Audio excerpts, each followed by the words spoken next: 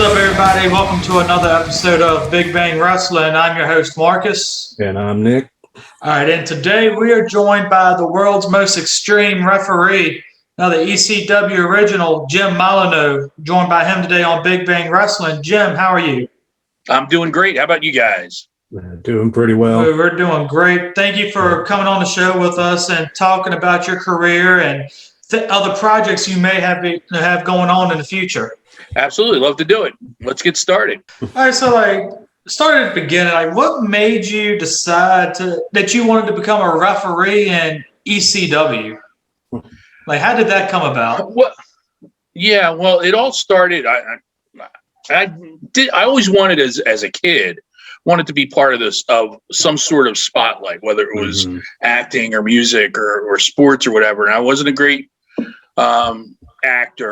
I did acting that got me as far as like a lead in a drama in high school, where I wasn't even the lead. It was the second male lead, as a matter of fact. But did some acting in high school. I did not go to college, so there was no acting in college. Played in garage bands, but now I wouldn't even play in my own garage. I've forgotten more than I ever learned. It's that bad. And I was never a great athlete. My sport was hockey, and I was a pretty decent goalie. But at the time, there was no real system unless you went to college, right? In the U.S. So that wasn't out. I had become a fan of wrestling, joined the wrestling fan club, and went to the NWA matches in Philly. Never really went to the WWE matches or WWF at the time. And I grew up in the Philadelphia area, so I grew up in a WWF era. And once the NWA came around with cable television, I was hooked on the NWA and started going to shows. And like I said, joined a fan club that was run by Joel Goodhart, who later started Tri-State Wrestling. In the meantime, I said, let me see if I can get into wrestling somehow. And I tried being a manager. And I did a couple things, real out of the way, remote things as a manager, and got a hold of Goodhart and said, hey, I want to come in, work as a manager if you could use me. He's like, I really don't need a manager, but I could use another referee. And he kind of sold me on the idea of a referee. He'd use me on every show. And, he guaranteed I would make back in a year what I put into paying for the school, which actually did happen. I don't know how often that happens in wrestling at all. But that did happen. So we talked about it for a while, and he said, well, call me back in a couple of days. And I called him back 10 minutes later and said, I'm in. And I'll see you next Tuesday at the school. And that was how I got in. Tri-State closed down and was backed by Todd Gordon somewhat financially. And Todd let everyone know that was part of Tri-State that, hey, we're going to try something new. Give us a couple months to put things together and see what we come up with. And I was there from day one of ECW. So was there a particular moment, as a fan of watching wrestling, something you saw that made you say that, okay, this is what I want to do? This is what I want to do for a living? I don't know if it was just one particular moment, but what I really wanted to be when I first started was a manager. So it was guys like Bobby Heenan and Jim Cornette that got me interested in being a manager. And from there, it turned into, there were so many people working, and not as wrestlers or managers, and there weren't a lot of people going into refereeing. So I was like, well, let's give that a try. And I, nothing against managers or valets and everything, but I just felt like I had more of a role with being a referee, being involved in the matches.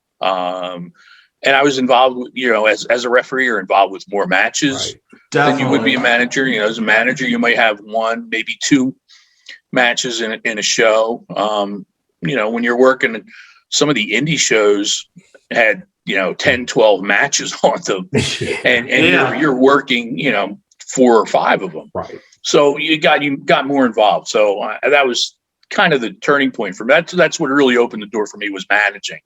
But the realization of what could be and how far I could go turned me in the direction of being a referee. Right, because being the third man in some big moments and some well-remembered matches, So, like, how was the schooling? You say you had to go to school to be a referee and everything. How was the schooling? What was that like?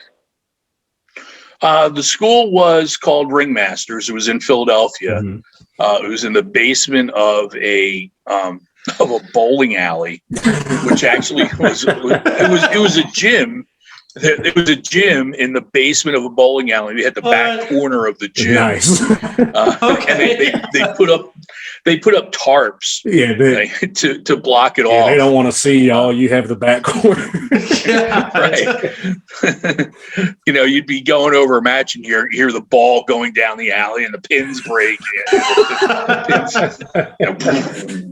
was a riot. People to stop bowling up there. Yeah. But no, I really, for training, they just kind of threw you in the ring, and while the guys are learning themselves wrestling, the right moves and everything, and how to do them, and how not to get hurt, and this and that, whatever it takes, you're in there counting 1, 2, 3, or telling them to get off the ropes, and you're also at the same time you're learning. I had John Finnegan was the guy who trained me, who I worked with in ECW the whole time. Mm-hmm. He would stand on the outside and say, "Stay to the corner. Okay, you can get in closer now to talk to them. Back them off, and things like that. He would give you the instructions from the outside of the ring." Okay. So I noticed like a lot of the referees, like especially on TV today, a lot of them have the like earpieces. Right. And while they're refereeing a match, in ECW, y'all didn't or even in Tri-State, y'all didn't even have those. Yeah, no, we didn't. Nobody used them at the time in Tri-State, at the time of Tri-State. I don't think anybody used them. Any of the companies on TV. And even ECW, we never used them until we were doing the pay-per-views with WWE. And even then, for me, it was difficult to hear. I don't know if I have a partial hearing loss or not, but I had trouble hearing what they were saying. It sounded very, very gravelly and really rough. Yeah, really rough to hear. Huh. But so back to ECW, we would get our time signals from the timekeeper. Right. Who if we were doing pay-per-views, would have a headset, somebody telling him 5 minutes gone by or 10 minutes gone, or tell him it's time to wrap it up, and we would get our signals from the timekeeper's table. Okay. And when it wasn't a pay-per-view and it was TV, or if it was just a regular house show, we would still get our time signals from the timekeeper. He would keep the time himself and let us know how, we had different, every company has different signals. So we would look, keep an eye on the timekeeper and get signals from him and pass it on to the guys. Right. I heard like from some of the territories, like some of the guys would say, I've heard that like the booker would be standing where nobody else but the wrestlers could see him, and he'd give signals and stuff. And yeah, sometimes I remember one time, Todd Gordon wasn't the one who was supposed to be giving the signals, but he was on a stage. I think it was the Chestnut Cabaret was the name of the place. I might be wrong, but that is a place we did run, Chestnut Cabaret in Philadelphia. That's a hell of a name. And it was a rock venue. Okay. Rock and folk venue, very famous. If you look back at the history of it, Philadelphia is famous for a lot of music, and that's the kind of place that before they became popular, Bruce Springsteen or Billy Joel would play. Oh, okay. So anyway, Todd is on the stage, okay, and the signal to go home is tug on his tie. And Okay. I acknowledged, okay, I saw it. And no, they're not going home. They're not finishing the match. And it looked almost like he was hanging himself. He was choking himself. He was tugging on the tie so hard. But yeah, every company has different signals. Ours usually was a pen in the mouth. Okay. Timekeeper sitting with a pen or pencil in the mouth. Oh, okay. How many times did you almost see somebody like almost bite the pen in half being so? Not that many. No, most of the time our guys were pretty good with their times. So like you reffed in Tri-State, that was more of the traditional style of wrestling. Mm-hmm. Right. Yeah. Joel was a fan of Memphis style, NWA style. Joel did some ring announcing for the NWA when they came to Philadelphia. So yeah, it was more of that kind of a style. And what we did with Tri-State, we used our local guys for all the house shows. And when I say house shows, the high schools and rec centers, things like that. Right. And 3 or 4 times a year, he would put on a show at a big hall. At the Philadelphia Civic Center, not the actual Civic Center itself, but there was a hall that he would use, and he would load it with name talent.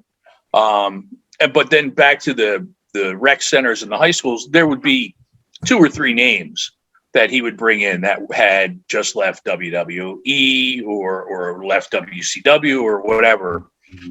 But the bigger shows, he would bring in more names, and all of the local guys would be used in like different battle royals, or our title matches would be on the show. I know Todd Gordon came in, and that not too long after that, and I guess it was originally, what was it, Eastern Championship Wrestling, right? So how did that come about? Was Todd coming in and everything? Well, Todd had the finances to start a company, and had been in contact with everyone in one form or another, whether it was him or the guy who was the booker when we first started, Larry Winters, or Bob Artiste who was the ring announcer for ECW, was very involved too. So we'd hear from someone through the pipeline what's going on. And they let us know when the first show was, and we kind of went from there. There wasn't a meeting before any shows. It was just, hey, here's our first show. You're on it. And that was really how it went. And that was how it started for me. There was just kind of word of mouth through there about that. Yeah, because there was absolutely no internet. Yeah. There were barely answering machines. Right. You couldn't text each other or anything like that. Right. So yeah, that was it was a phone chain basically to get the word out. Right. Okay. So what made, I guess it was Todd Gordon who was still in charge, what made him decide to go to the more like extreme route rather than stick with Eastern Championship Wrestling? Well, I think the first step really was Eddie Gilbert. It brought Eddie Gilbert in as the booker for when we got television. Okay. And it wasn't as extreme as it became. And I really kind of hate that because I don't think the company was extreme as everybody says, but we'll just use the word. But with Eastern, with Eddie, we were bringing in Kevin Sullivan and Terry Funk and Abdul the Butcher and some of the guys from Puerto Rico. Right. So I mean, there was some crazy stuff then. Yeah, especially the Puerto Rican guys. Those guys were right. And also look at even go back to Tri-State, where Joel used Eddie Gilbert on a lot of the bigger house shows and had an incredible feud over those shows with Cactus Jack, Mick Foley. And you go back and look at those; they're pretty wild. There's a barbed wire match where Cactus does the over top of the rope, spin and gets his head caught in the ropes. But this time it's just barbed wire. And there was one night where they had 2 out of 3 matches. Yeah. So one was pins count anywhere in the building, one was a stretcher match, and the final one was a cage match. And the cage match ended up involving Bam Bam Bigelow and Doug Gilbert. Right. So you look at the Memphis style; they were kind of pretty extreme without the word being a buzz yet. Right. So we were headed in that direction when Paul took over from Eddie, and Paul kept the Eastern name for a while, but we started expanding, getting into different areas where we weren't in the East, and it was time to make a change of name, and Extreme, keeping in sequence with the ECW.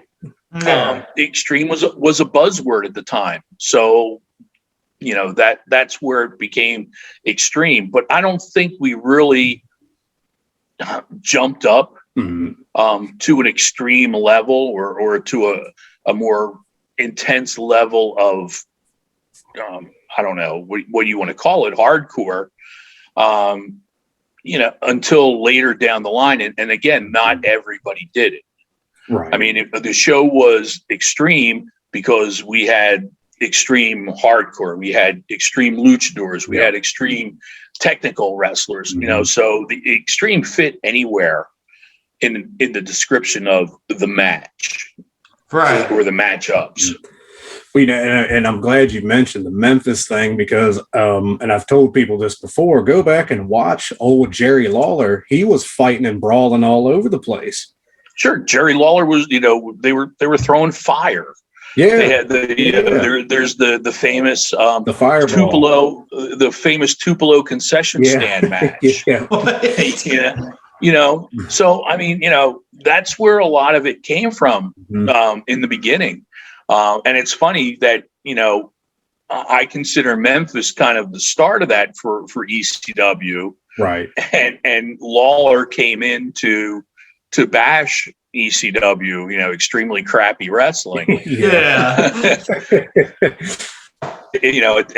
Later down the line. Yeah, I heard him call it that more than a couple times.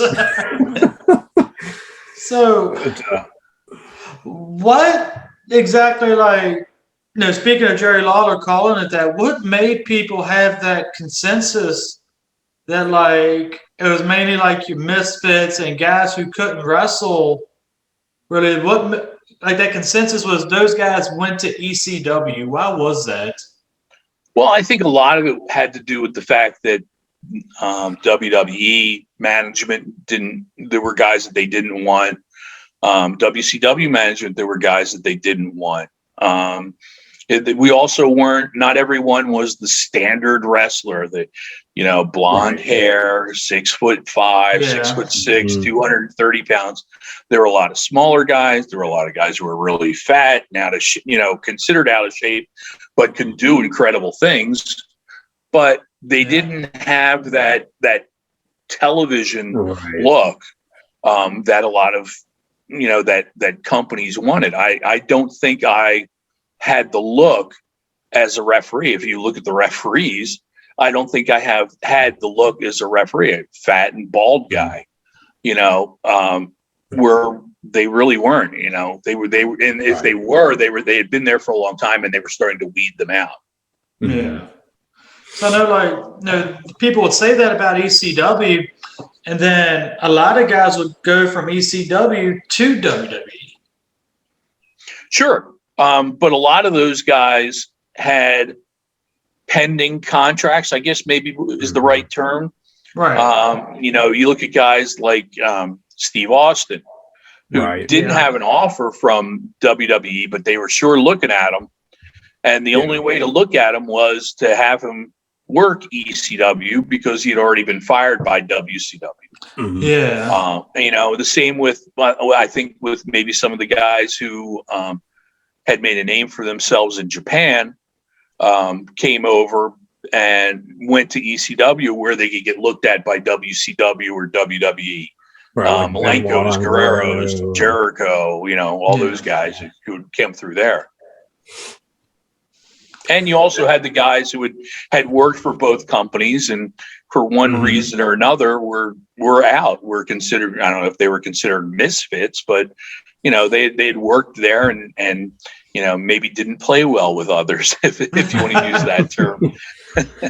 So, and you were talking about the guys coming from Japan, and one thing that ECW is really known for is kind of introducing, some of the Gaijin like Guerrero and Benoit and like that, and also some of the luchadors also. Right, absolutely. And I know you got to ref some of those matches, but what were some of your favorite matches to ref from those guys?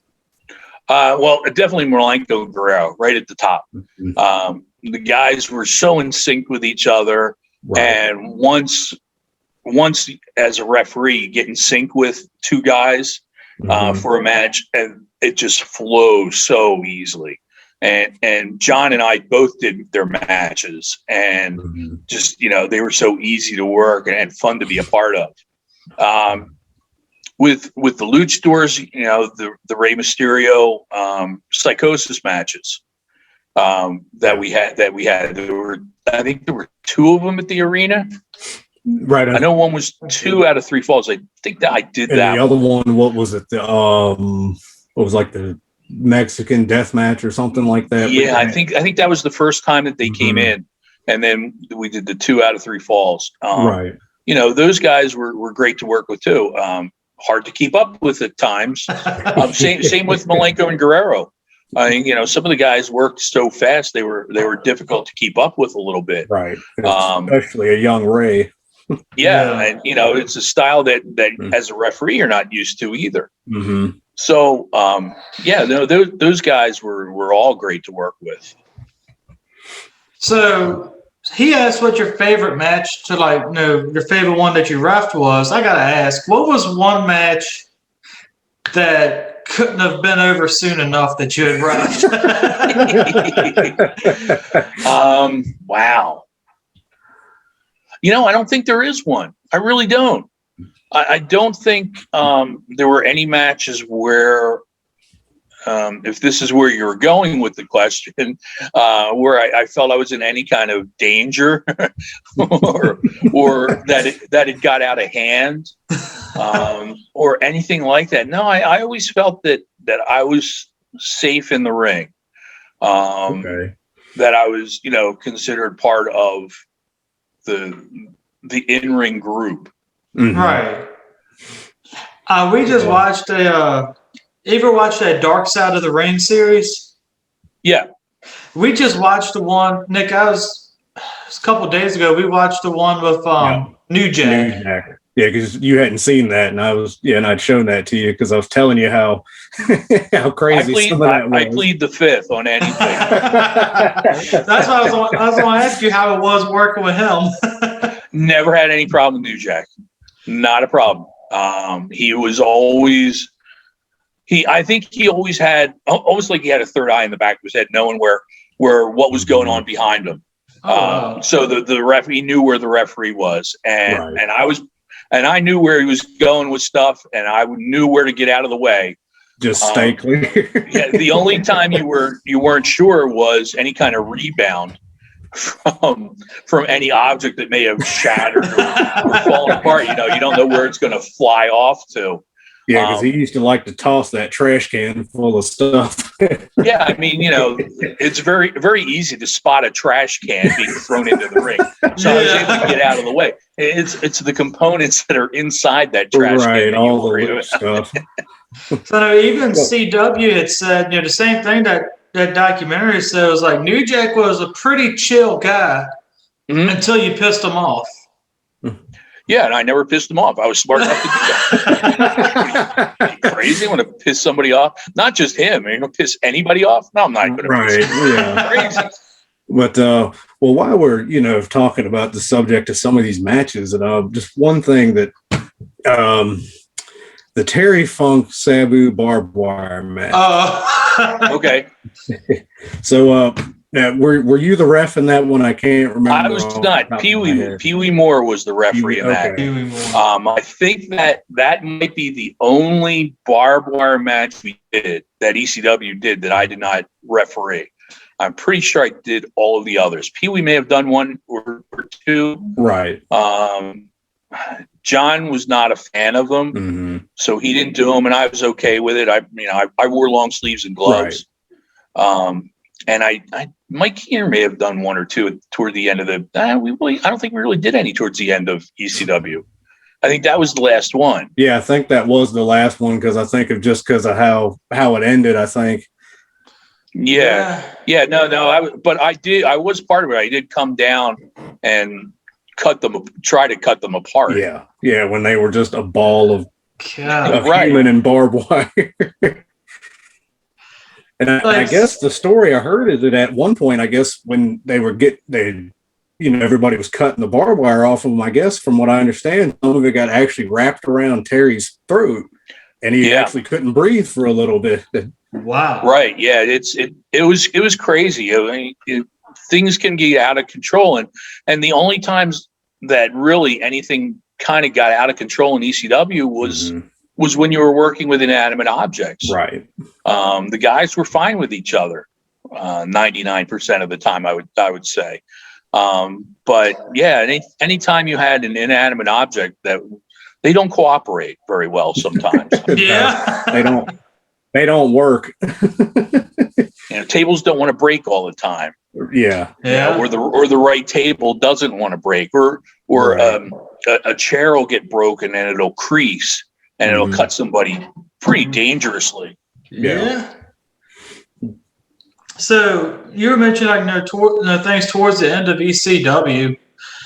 I know towards the end, that's when they had that WWF invasion angle, wasn't it?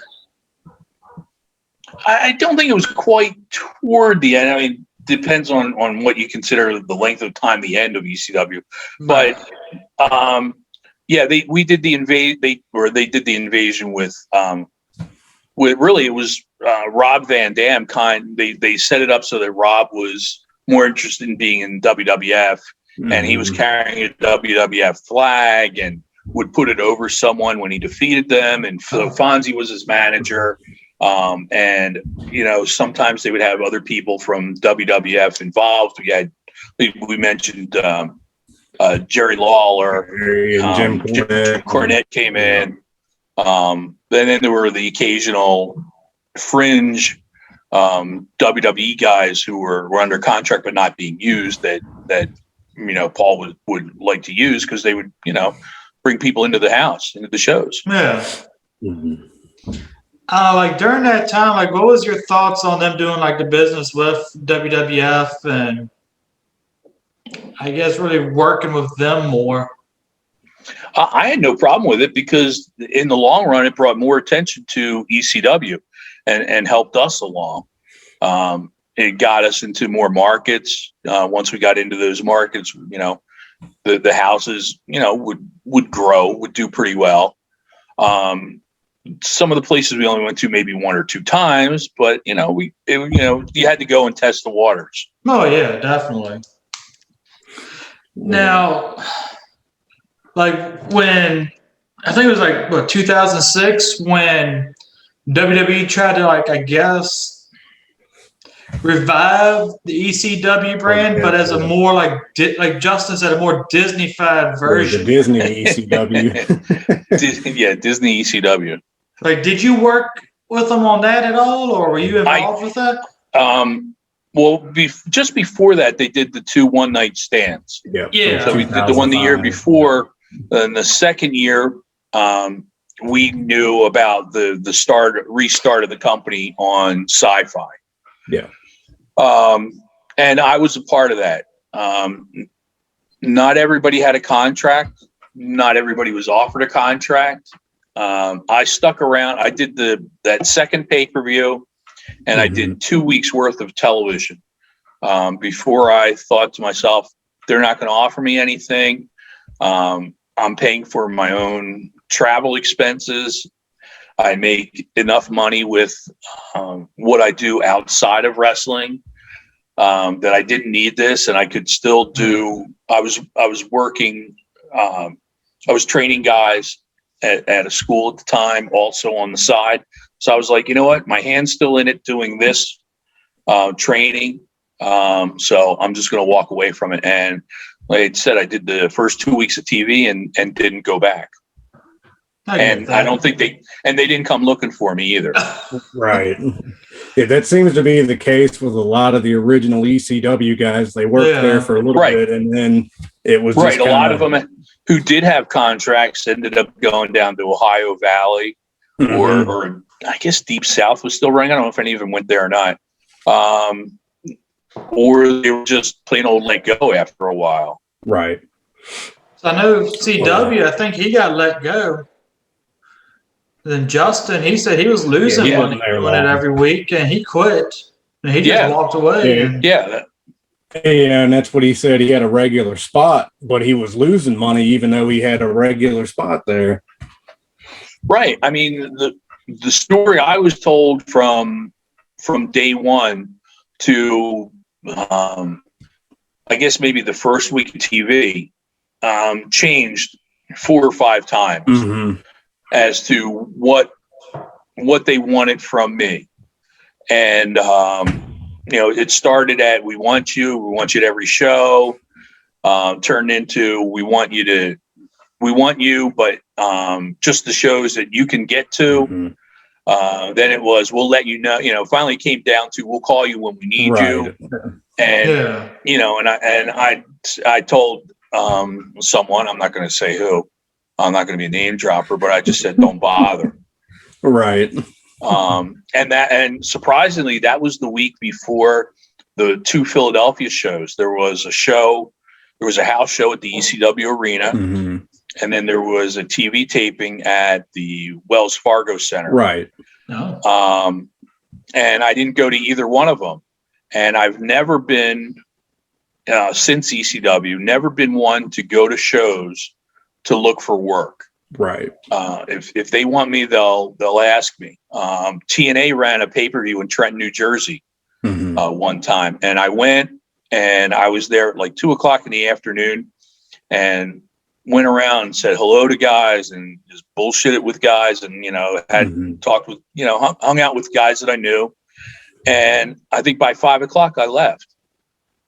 Oh wow! and somebody called me and said, "Hey, where are you?" And I said, I left. It was time to go. You guys are getting ready to go to work. And they're like, well, you could have stuck around for the show. And I was like, no, that's okay.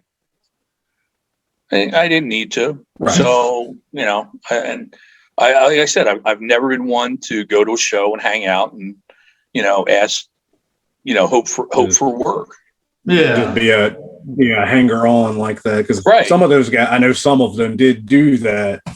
And yeah, I don't know if a lot of ECW guys did that, but there were a lot of independent guys, and there still are a lot of independent guys who do that. And I just don't need it that bad. Right. I've been there, so I don't need to go back to it. Not that I would turn anything down. I might turn things down. They come my way. So go ahead, Nick. What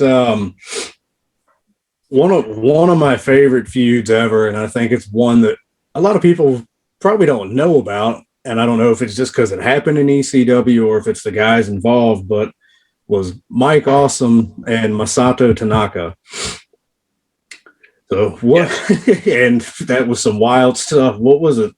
What was that like being the third man, just seeing that carnage happen? There was, I think, those matches with those two guys, and there were some with other people in there, so you can throw a third man in too. I think those were the matches I asked, "Are you okay?" more than anyone.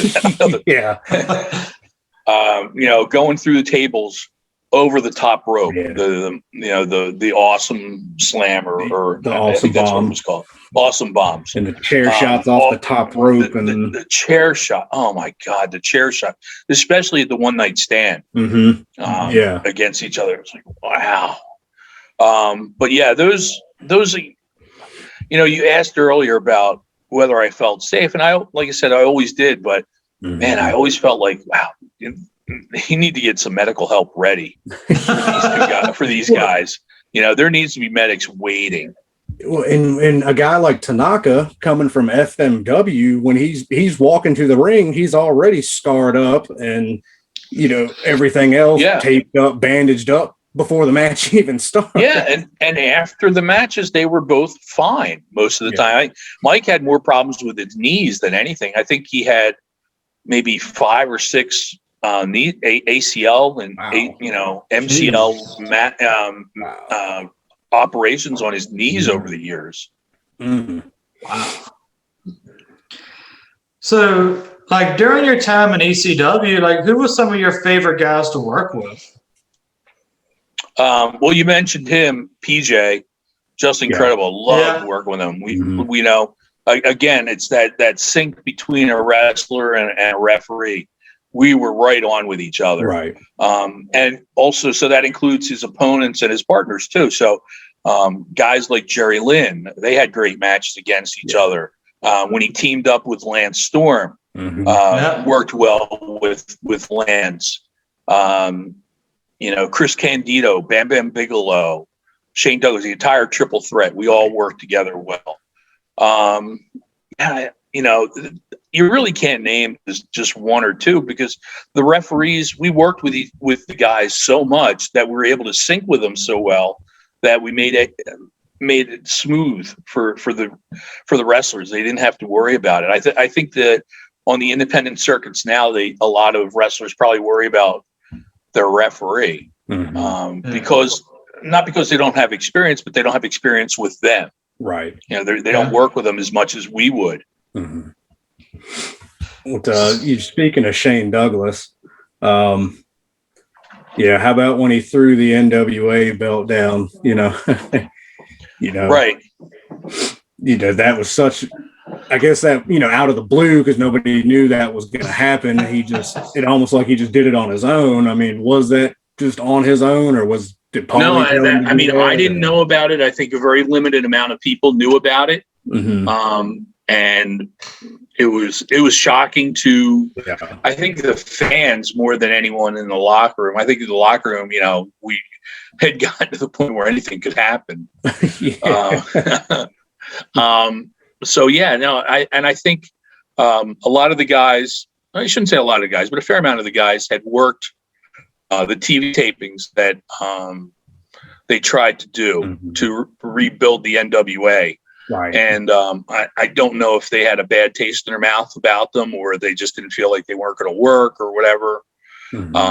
So I think that they kind of went with it too. And I think they saw the direction that Paul had for ECW. He knew that, they knew that he was expanding and we were going to new places, and saw the direction and the idea, and bought into the Heyman Kool-Aid, if you want to consider it that, what we're talking about at the time, when it actually became. Well, because that was also the first time it was referred to as Extreme Championship Wrestling, wasn't it?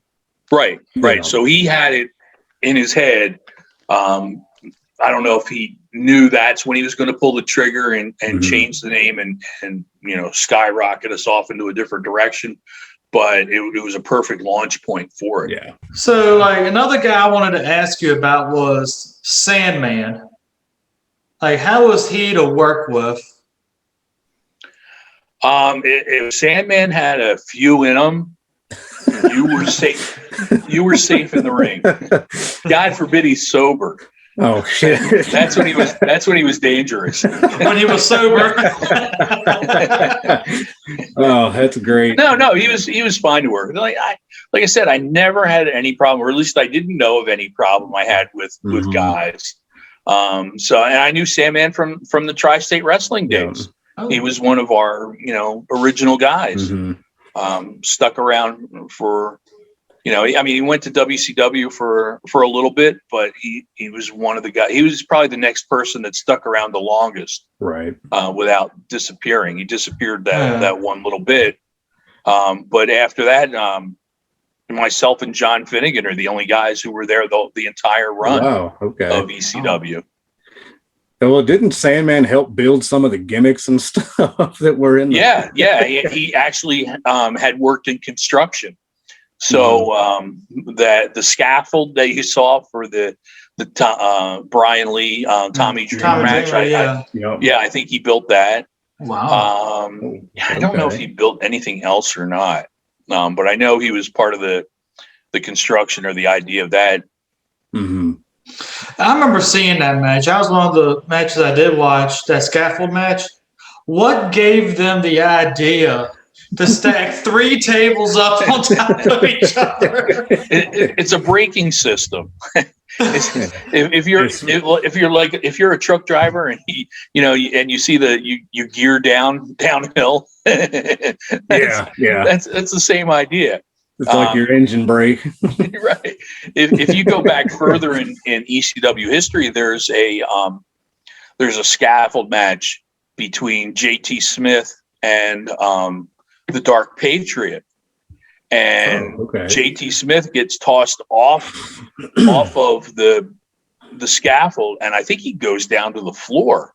Ooh, that's but he's standing on the scaffold, as opposed to, remember the scaffold match with the Road Warriors, the Midnight Express. The guys fell from underneath. Right, from they weren't dropping quite as far. They still dropped.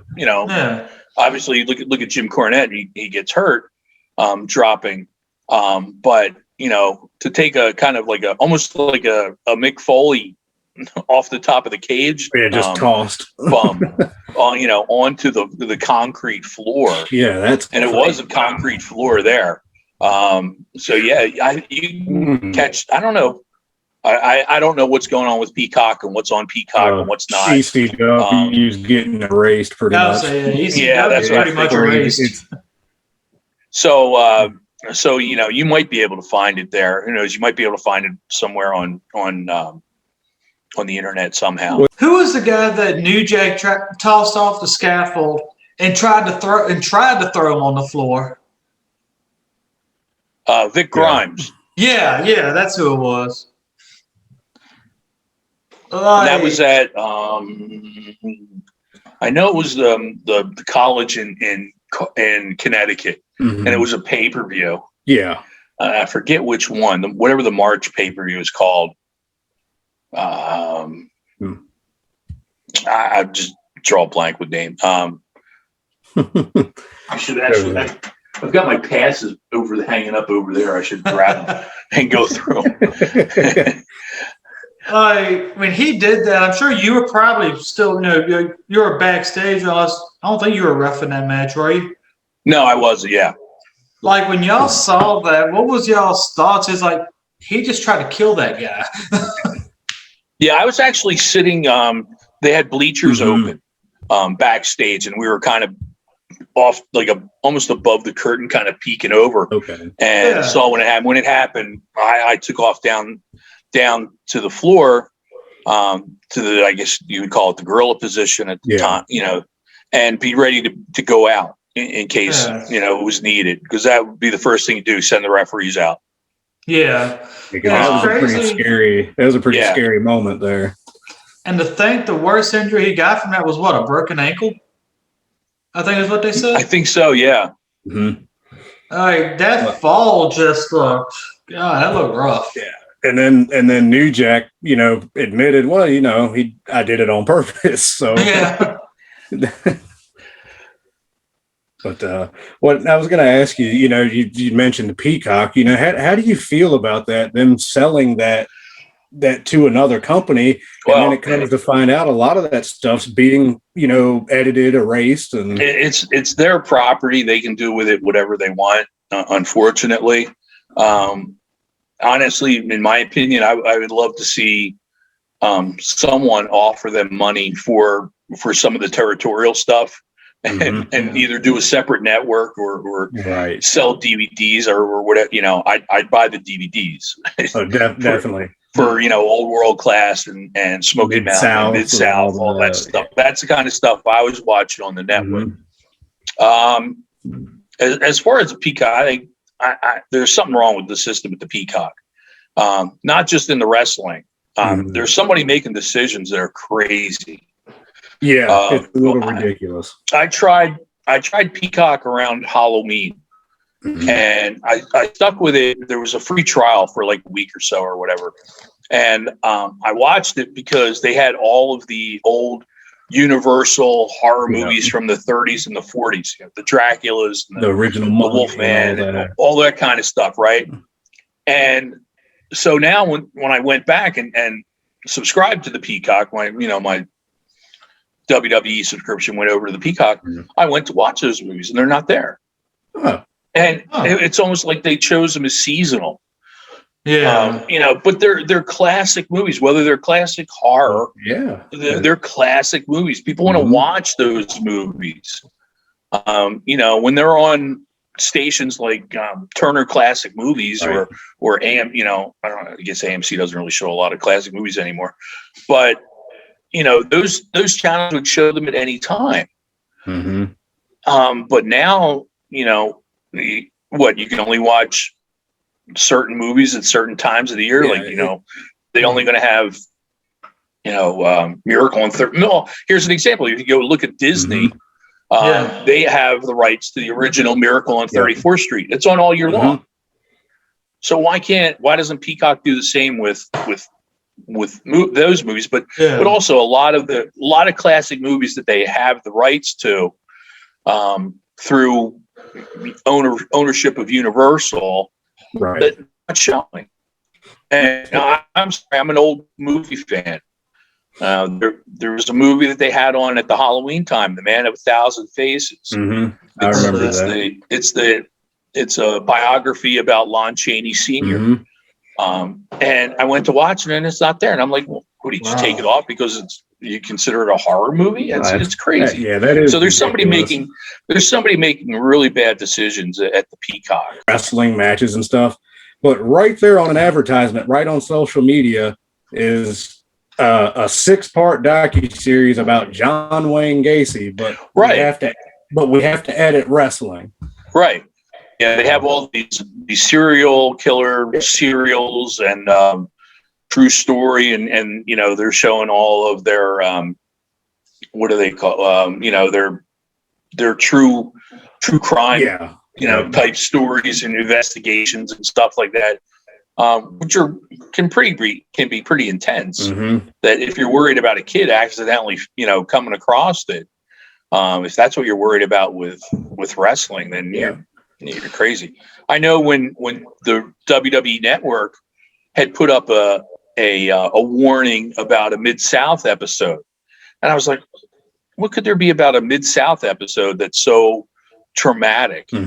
Because this was a syndicated, Saturday afternoon, Saturday evening, whatever time it was on in your local market in the South. Right. What can be so offensive? And I watched it, and the only thing I could figure was Bill Watts called Jim Cornette a sissy. Oh, wow. Wow. Oh, that's... and I think the warning was about language. Yeah. So, I don't know what they're looking at and how they're going about it and how they're deciding who not to offend. You can't offend anyone, so don't show any of it. Because somebody's going to be offended one way or another. Yeah. No matter wrestling or not. Some television show is going to offend somebody. Yeah, Jim, I understand you had some plugs you wanted to get in for some events you got coming up. Yeah, well, I had shut down. I didn't say I shut down. I sold the company that I had, Old Time Wrestling, and when I thought, well, that was it, that's the end of it. And I'm not going to be doing anything else. And the people that I sold the ring to offered me some work, so I have some things coming up. May the 1st, Saturday, May the 1st. In Monroeville, New Jersey, and this will also be on the IWTV. ECWA is having their Super 8 tournament. Okay. If you don't know what the Super 8 is, it's an independent company, ECWA, 8-man tournament. They've been doing it for the last 25 years. Oh, wow. And some great people have come out of it. And, guys like Bryan Danielson and Jerry Lynn and Simon Diamond and all kinds of different people were involved in this over the years. So I got invited to come back into the ring and rep. So I'm going to go back and rep for the first time in 7 years. Well, that'll be awesome. Yeah. So that'll be interesting to see. Again, that's ECWA May 1st at 7 p.m. Okay. And like I said, you can see that on IWTV. And then locally here in New Jersey is a company called Dog, DAWG. And they are coming back after COVID for their first show, June the 26th at 7 p.m. at the Max Fit Sports Center in Uptown Glassboro, New Jersey. And for more information on Dog, it's DAWG Pro Wrestling.com. And I am their matchmaking chairperson. So I'll be involved with it behind the scenes, and I'll come out and get involved a little bit with the crowd, in front of the crowd too. Well, we'll make sure when we post this, we'll post the link for that promotion. Was it Dog DAWG, right? Yep, DAWG. All right, I'll post the link for that. And ECWA, they are ECWAProWrestling.com. Gotcha. But a lot of people know ECWA over the years. They've been in the business for almost 50 years, if not 50 years. Okay. Didn't TJP say when we interviewed him, he was involved in the Super 8? Or he was involved in one of those tournaments like that. Yeah, I believe he was, and it could be. They use a lot of people. They like I said, they've used a lot of people over the years. Low key, the people I had mentioned before. A lot of people have come through and use it as a stepping stone, right, to further their careers. So yeah, check it out. A lot of the top young talent, up and coming guys like that. Yeah. Right. Actually, it's funny you said young talent, but also on the show is involved in the Super 8 is Ricky Morton. Oh wow! Okay. Wow. Yeah. Somebody's going to have a really good match. Yeah. Well, one announcement that I want to get out the way too is also going to be our next guest here on Big Bang Wrestling. Jim, I know you're probably familiar with them. Is the WWF tag team, the Headbangers, on? You know them. It was on May 8th. We'll be releasing our episode where we interview Mosh from the Headbangers. We haven't really announced that yet, so I figured we'd go ahead and announce that we're on here, get that out the way. No, Mosh will be a good guest for you. I've known him since before he was WWE, before he was Mosh. Oh, okay. He was a local guy here. Him and his partner were the Spiders. Oh, really? Before they were the Headbangers. Oh, wow. So I didn't know that. But Jim, thanks for coming on and sharing some of your stories and how you got into the business and everything with us. We really enjoyed it, and I'm glad our internet actually cooperated with us today. Yeah, I am too. I'm glad we finally got it done. I appreciate you being so easy to work with and working with us and everything. Oh, no problem. Glad to do it. Yeah. Glad to talk wrestling anytime. Yeah, third time's a charm, so we got it. But all right, guys, that wraps up our interview with Jim Molineaux, the world's most extreme referee. He's got some events coming up in the New Jersey area, May, so y'all be sure to check those out too. And I'll post the links for those promotions, along with this episode. So the information will be there for you. And again, I'm Marcus. And I'm Nick. And we are out.